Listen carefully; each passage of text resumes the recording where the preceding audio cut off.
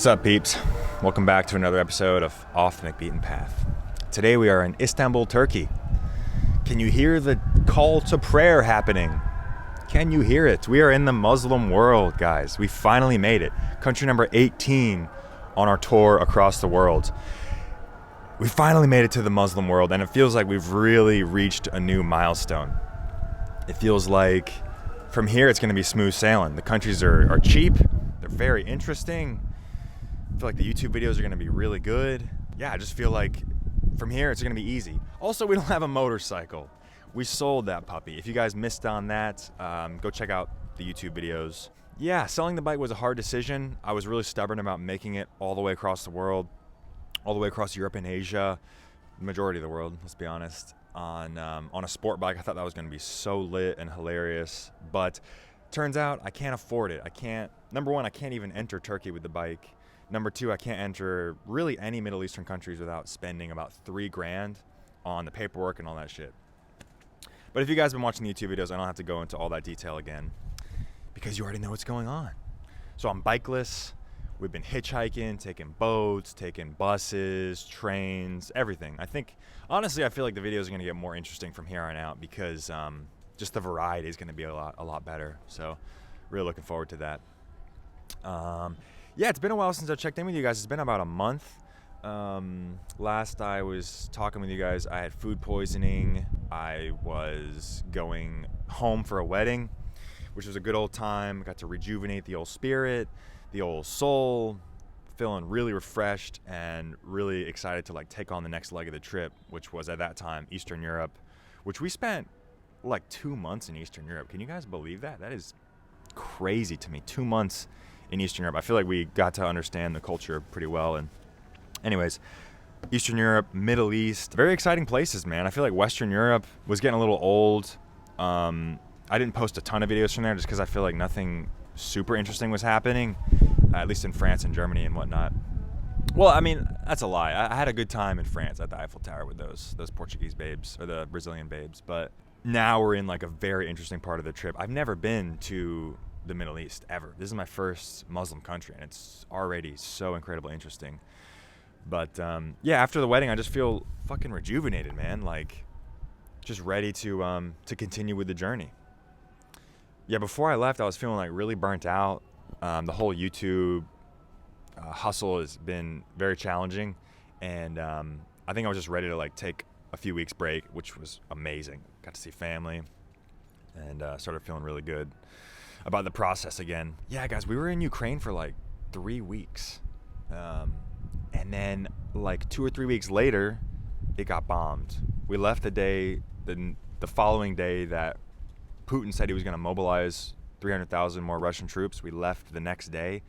Good move on our part because Kyiv and Lviv were both bombed shortly after we left. So that was a close call, man. That was a close call. Yeah, I went to Moldova, Transnistria, also very interesting parts of the world. I hope you guys enjoyed those videos. And then I met my buddy Steve in Hungary. We traveled to 3 countries together, fucking North Macedonia, Serbia, and Hungary. Nice little road trip. And I feel like the way I travel is actually really kind of alternative and it's fun. It's the way I like to do it, but it can get very exhausting. And sometimes I just kind of long for a regular ass vacation with friends, going to the beach for 7 days or just doing some more regular shit. And I feel like with Steve and his friend that came along, we got to do that. It was actually really nice. Just a crazy road trip, went to 3 countries in 3 days. Just something that I would usually never do. We rented a car. Went out to nice restaurants, got Airbnbs and stuff. It's just nice to mix it up, dude. When you're on the road for so long, you kind of have to diversify how you do things or it just gets really old, you know? And we're coming up on 6 months on the road. 6 months on the road, guys. Huge milestone. Oh yeah, and then that was my birthday, yo. I just turned 29 in Hungary amongst friends in a grungy bar in Budapest. It was a good old time. And the next day I went to the spa, got a massage, had a nice little self-care day. Honestly, dude, after being alone for so long, I'm not trying to complain or whatever. I'm just going to keep it 100 with you guys. Oh, I feel a little weird saying that. Am I too old to say keep 100? I don't know. It was just nice to like be around people that I know on my birthday, like people that actually fuck with me, people that actually care about me, instead of just being around like strangers in a hostel that'll just take you out to drink and say happy birthday, but they don't really know who you are. It's nice to like be with people that you know. And I feel like when you're traveling for so long, switching countries every 3 or 4 weeks, you're not developing those like deep friendships. You know what I mean? You can, it's possible, but it's a more rare, obviously. If you're hanging out in a place for years at a time, you have like deep soul connections with people. So anyways, it was just really nice to be with my friends on my birthday, man. I feel like otherwise I would have been really lonely. You know what I mean? Yeah. And then so I rode from Hungary through Romania to Bulgaria. And I knew we were going to have to sell the bike in Bulgaria. That was like the number one priority, was selling the motorcycle in Bulgaria, trying to get as much money as possible, which was very challenging. I lost a lot of money on that motorcycle. I sold it for less than half than I bought it for. Yeah. Very challenging selling the bike because it's fucking October. Like the motorcycle season is pretty much over right now. So it's really challenging to get rid of it. It's really challenging to convince somebody to sell a bike when it's about to get cold in their country. Anyways, you don't care about that shit. But anyways, it took me like 11 days to sell the bike, dude. It took me so long. And when I finally did, I left immediately, got on a train, and then I had a connection at the border of, or near the border of Bulgaria and Turkey. And I missed the connection, dude. I missed the connection. So I had to stay an extra day. And then I got on the next train the next day, got kicked off that train because the ticket was wrong, and had an issue with the visa. I didn't think I was going to get into Turkey. Basically, long story short, Bulgaria was like, had its claws in me. Wow, this lady has a lot to say. Bulgaria had its claws in me, bro. I feel like it didn't want me to leave. Like, I was trying so desperately hard to leave. You know what I mean? And just with the visa, the motorcycle, missing the train, it was like everything was against me. Like, no, you are staying in Bulgaria. But I finally made it out, guys. I just fucking Googled that shit so fast on my phone, how to get Turkish visa. It was 3 o'clock in the morning at the border, and I just bought the first one I saw. It was $100, and it was going to take 2 days to get to my phone. But I just showed the guy the receipt. I was like, here, dude, I bought it. Can I please get in? He was like, stamp, you're in. Easy peasy, ready to go. So I'm very grateful for that homie not doing his job correctly at the Turkish border. Fucking A, dude. I didn't think we were ever going to get out of Bulgaria. All right, what else we got? Yeah, dude, so I was trying to sell the bike in Bulgaria, and my plan was to go to this motorcycle camp. Okay, it's a place where motorcycles go, they camp out. It's like a big commune, basically, with just motorcycle riders. Wow, homegirl is chatty today. Anyways, it was like me and like 5 or 6 other motorcycle riders who had just been touring across Europe for months and months and months. And I feel like those people get it, dude. Holy shit. Come on, lady, say what you gotta say. I feel like those people at the motorcycle camp fucking get it, bro. They get it. They travel long term, they travel cheap, they travel local. They go to places people think are dangerous. Because when you're crossing land borders, you don't really have much of an option. Like if you're going from Turkey, right? Like Bulgaria to Turkey. Think about the countries that Turkey borders. What, Azerbaijan or Armenia, one of the two. Either way, there's a war happening between those two countries. Syria, Iraq, Iran. Like if you're traveling on a motorcycle from Turkey, like you're going to places that people think are dangerous. You know what I mean? Which brings me to my next point. I posted a question in a subreddit, okay? I don't want to make this like an internet drama podcast, but I was just trying to like probe people on how to get into a certain country. I want to cross the land border. I don't want to fly, okay? I might have to end up flying because of the visa situation in this particular country.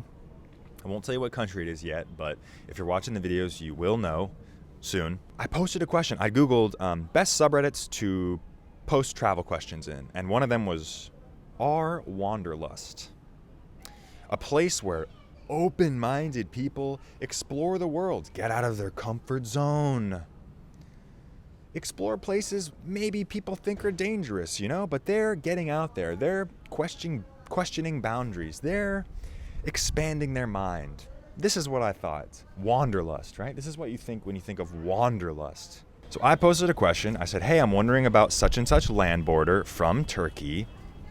Is it possible to cross? Because I don't want to fly, right? I think it's more interesting to take the bus. You see the entire country. You see how the landscape changes. It's more of an adventure. You meet locals. You meet people in like lower income brackets. It's just more interesting than just sitting on a plane and being an NPC, right? Well, I posted this question and people roasted me, bro. They were like, oh, you're making disaster porn and you're exploiting these poor people. It was the same in Bulgaria when I went to the gypsy village. It was the same, dude. I asked locals, like, do you have any tips? I want to go to the gypsy village. Have you ever been? What would you recommend? And they're like, just don't go. You're going to get stabbed. It's not a zoo. You know, these poor people are living in poverty. They don't want to be exploited for your YouTube channel. You know what I mean? It's like you have these woke people who are triggered that you're colonizing this low-income community that you are infiltrating. You're colonizing them. Ooh, stay away, white colonizer. So you have the woke people in this camp, and then you have those super right-wing people who are like, oh, they're all criminals, they're all terrorists, whatever. You're gonna get stabbed, you're gonna get shot, they're gonna steal your camera. All of them are like this. It's dangerous for white people to go there. You know, and both of those people have in common fear and division. Okay, I don't want to outright say they're both racist. I feel like that word gets thrown out a lot, but I feel like there is a hint of that. But one thing I know for sure is it's fear and division. They want you to be afraid of these people because they're afraid. And if you're not afraid, what does that say about them? And they want us to be divided. They think, oh, I am white, I am from the USA, I am not allowed to fraternize with the other. Right? Which is sickening. It's really just a sickening way to look at the world. And like, if you're watching this and you are personally afraid of hanging out with gypsies or going to terrorist countries, that is fine. I understand. I am a little afraid as well. I'm not saying everyone should go to these places, but what I am saying is don't put your worldview onto everybody. You're like, oh, I'm afraid of these places. I would not go to these places. Therefore, you should not go to these places. Therefore, no one that looks like you should go to these places. And that's essentially what these people are saying. Like the nasty shit people have said to me. They're like, oh, it's not a zoo. You're exploiting these poor people. Colonizer, leave them alone. Or don't go to XYZ because they're all terrorists. My brother was in the military and he says they're all terrorists. I just feel like that's a sickening way to look at the world, and especially in a community of people that say they are wanderlust, that say, you know, like those same people would go to, I don't know, Turkey or like Romania and say, oh guys, it's not as bad as the media says. It's, you know, maybe we've been lied to, or maybe like it's not so bad. Or maybe you should see it for yourself and form your own opinion. Whoa, what a concept. Go someplace, see it for yourself, form your own opinion? Crazy. Groundbreaking concept. Those same people will do that shit in countries that they deem safe, but then when you go to a place, when you actually follow their advice and go to a place that is out of their comfort zone, they say, bad, colonizer. Those people are terrorists. You know what I mean? It's just, it's gross. It's gross. Like, and all I'm doing, and you guys have seen my videos, all I'm doing is walking around, asking people questions, seeing what's going on, seeing how the community is. I'm literally walking around and talking to people. That is the basis of the videos. Having fun, meeting locals, getting drinks. And it's like crazy. It's like these liberal people have like just been totally brainwashed. Like being liberal, being like left wing used to be like questioning authority, you know, getting out of your comfort zone, like exploring boundaries, like, and now it's like, oh, listen to the media. Media says bad, therefore bad. And they're trying to like shame me for, and I'm sorry if I'm ranting on this, but it's just been on my mind. Like, I feel like this is like in the zeitgeist of travelers. They're like, there are forbidden places you're not allowed to go. You know, if you don't want to go, I don't give a fuck. Don't go. That's fine. But I'm going. I'm going to go. I'm going to show people what's going on. You know? And it's not always like the objective truth. It's not always like, oh, I had a good experience in the gypsy neighborhood, therefore gypsy neighborhoods are good. I don't want to say that. If that's been my message in my videos, I'm sorry. That's not what I meant to say. I'm just showing you an experience that I had, right? I'm just showing you a real day in the life, so to speak. It's crazy how like some people are just like, these places are forbidden. Ooh. It's like so simple-minded, man. Like I thought being like open-minded and woke it used to be about questioning authority and questioning what you hear in the media and like being a skeptic. But now it's like, oh, well, the media said this, my boss told me this, Facebook told me this, YouTube told me this, so therefore it's like this. But I'm just saying, that's great. It might be like that, but let's see. Let's see. It could be dangerous. Let's see. It could be dangerous. I'm open to that possibility. You know what I mean?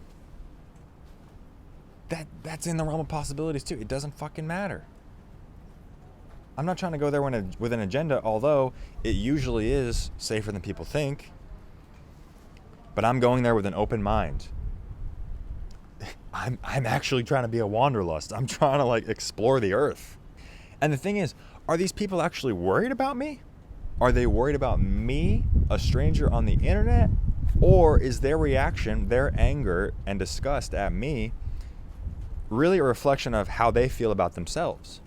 Because I'm questioning reality. I'm questioning what I hear from other people. I want to see it for myself. But what does that say about them? Maybe they hear that I am exploring this place and they think, oh, but I've heard it's dangerous. I can't be wrong. What does that make me? That makes me wrong. That makes me ignorant. It's crazy, dude. And like the people on the left are the most aggravating because they're supposed to be the open-minded ones. You know, and they're like, oh, it's not a zoo. Don't exploit them, colonizer. And it's like, all right, you're actually preaching division, dude. You are preaching division. You are saying you look like this, do not go to this place. That to me is racist. That to me is dividing people further. I mean, dude, the gypsies, for example, have like a terrible reputation in Europe. Terrible. You go to any European country, you say, they blame all the crime on the gypsies, all the violence on the gypsies. And then when I say like, oh, like, can I go to the neighborhood? They're like, no, don't go. Not allowed to go. It's like, bro, who's going to show people that it's okay? Who's going to show people that it's not as bad as it is in their minds or in the media? You know, because those are powerful tools of manipulation, bro. The media. They have an agenda, dude. I'm not trying to get like too red-pilled on you guys, but like they have an agenda, bro. They want to scare you. They want to keep you in your house, watching television, watching advertisements, and buying shit. Buying security systems, buying the highest safety rated car, buying a Ford F-150. They want to keep you stupid, bro. And I'm trying to actually go out in the world and explore. And like, hey, if it's dangerous, fine. Like I said, fine. I'm just here to explore. But the thing is, like, the people with the strongest opinions are oftentimes the most ignorant about a topic. They're speaking from emotion. They're not speaking from fact. A lot of people that responded to my question in the Reddit were like, just angry. And then you had other people who had actually been there. Maybe they had been deployed, or maybe they worked at the embassy or something, or they have actually been to the country I'm trying to go to. And they were like, hey, you know, do this. Here's how you get across the land border. These are some essential phrases. Like, they gave me concrete information, which I'm down for. And I would be down for them to say, hey, it's dangerous, don't go. I used to live there, blah, blah, blah. That's fine, because they actually have an educated opinion. But it's all these motherfuckers, these keyboard warriors, that think they know about a place they've never been to. And to me, that's the most aggravating, bro. Like, if you don't want to go, don't go. But I'm going to go. I'm going to see it for myself. Well, anyways, guys, just kind of wanted to come on here and rant about this because I feel like it is in the zeitgeist of travelers. Like, there are certain forbidden places. Ooh. Also, who the fuck is whistling? Why are you whistling so much, dude? Can't you see I'm trying to make some internet money here? You know what also is crazy? Like, if a journalist goes, if someone that works for NBC goes to a war zone or something, and they report and they show you what's going on from their perspective, right? From their media perspective, whatever. people are like, oh, that's fine. But like when a individual, independent YouTuber tries to go, it all of a sudden becomes this taboo thing where it's like you're not allowed to go. I just don't get it, dude. I just don't understand. I don't get it. It's a lot of hypocrisy in the travel community. A lot of hypocrisy. Well, anyways, like I said, I just wanted to come in here and rant, and I wanted you to hear this guy whistling constantly in Turkey. But yeah, guys, thanks for listening. Thanks for watching. Be sure to share the podcast with your homies. It's really just for me and for you. I just wanted to be entertainment. I want it to be like a place for me to vent and talk about my travels. So if you like it, share it. If you don't. That's fine. Let's see. Are we good? We got anything else? Yeah, that's pretty much it, guys. Thanks a lot for listening. If you haven't, subscribe on the YouTube channel, Off the McBeaten Path.